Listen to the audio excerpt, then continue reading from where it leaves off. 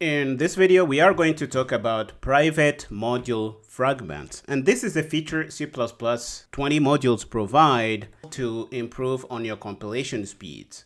With this feature, you can keep the declaration separate from the implementation in a single file, but things have to be living in a single file. This is a requirement to have a private module fragment. One of the big benefits of this is that changes in the private fragment don't trigger recompilation of translation units that import the module. And you can see that this is going to improve compilation speeds. If you have hundreds of files that depend on a module and you change something in the interface, all these things that depend on the module are going to be recompiled. But if your implementations are stored in a private fragment, you won't be triggering recompilation unnecessarily. Let's look at how you can do this syntactically. So we have a module here and it is exporting a namespace. We have a double function, but the implementation of this double function lives in a private fragment of this module. You mark it as a private fragment by using module :private and using a semicolon like this. And anything that is below this line, line 8, is going to be part of your private fragment. This is really how you do this. Once you have this, you get to use your module in the main CPP file like you use any other module. You see we can use the add function, but later on, if we happen to need to change things in this implementation here, these changes won't retrigger compilation of other modules that are importing this module. We will only recompile this module, and this is going to improve on your compilation speeds. This is something you can take advantage of if you need it for your project. For now, we're going to head over to our IDE and see this in action. This is the project for the 8 private module fragment. And we can hop over to GitHub to see what we have in there. We have a math interface file. If we look at it, it is just going to be containing the code we saw in the slides. So let's copy it and create the file in our IDE here. Let's add the new file. Let's add it again. And it is going to be math.ixx like we always do. And we can put in the content by pasting here. Okay, we have the file and we can grab the main CPP file. So let's copy it and come back to our IDE and put it in. And we can enable C++ 20 by coming to properties, choosing language, choosing C++ 20 here, and going up to general and choosing scan sources from module dependencies. This is something we need to do in this IDE. Once we do that, we can try to build. We won't see any new thing really. The only requirement is that build, but compilers will notice that we are using a private fragment, and they will know that if we change something here, we won't have to recompile things that depend on this math module of ours. And this is something you can take advantage of. One thing I want you to know is that the code compiles and links with Visual C++. It doesn't seem to work with G++ yet. This is what I have seen from my experiments, and I will show you in a minute. And it works well with Clang 18. So this is something you can take. So if you want to see this running, Clang 18 is the way to go. I don't remember if it actually works with Clang 16, but we can try this out. We are here, so we will try in a minute.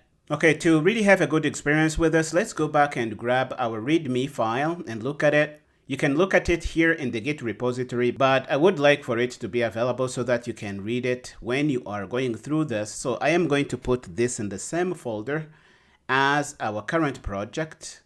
We can get where the current project is stored by coming in the IDE, right-clicking, and do we have the option to see where it is stored on my drive? I don't think we do, so we can go where it is stored manually. I am going to open a new Explorer window.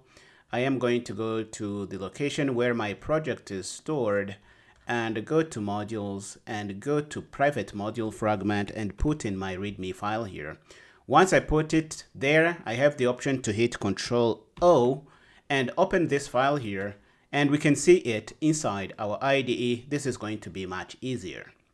Okay, we have just compiled this in Visual C++, but we can try to use G++, And you see that we have a marker here saying that this is going to fail, but let's try this so that you can see this with your own eyes. Make sure you are in the current project location. So this is the current project location. Let's try to compile the IO stream header unit, copy and put this in place. It is going to go through. But if we try to compile code that uses private module fragments with G++, it is going to say unimplemented private module fragment module private. So my guess is that G++ doesn't support this yet, and we won't go any further with GCC. So let's stop here and remove any junk that was left in by GCC. Remove the PCM header, PCM file, I should say, and we can try Clang. Let's go to our terminal because that's where we use Clang. Command prompt, I should say. Let's try to compile the IO stream header. So let's compile this into a header unit. It is going to go through. We can try to compile the module file into a PCM file. This is going to go through. Let's try to compile the main object file, and this may go through. It is going to go through. Let's try to compile the object file for our module. It is going to go through, and we can generate the rooster binary. Let's compile, and it is going to go through. If we do dir, we should have our rooster binary right here, and we can try to run it by saying rooster, and it is going to do whatever is done in our main CPP file. In this case, you can see that Clang can do something that GCC can't do, and this is what you get by trying all these compilers. You get to know the intricacies of what compiler supports which feature. Let's try this with Clang 18 inside our Docker container. Because we have access to it, we have to try it. But before we do, let's remove any junk that was left in by GCC or by Clang on Windows. We needed to remove the PCM files, remove the object files, and remove the rooster binary. Let's try to run with Clang. So copy the file, the command, I should say, put it in. This is going to generate our header unit. Copy the command to compile the PCM file for the math module. Put it in. It is going to go through. And we grab the command to compile the main object file. Copy it, put it in place, and it is going to go through. We grab the command to compile the object file for our module. Copy it, put it in place. It is going to go through. And we can grab the command to compile the final binary by linking everything together. So let's do that and hit enter.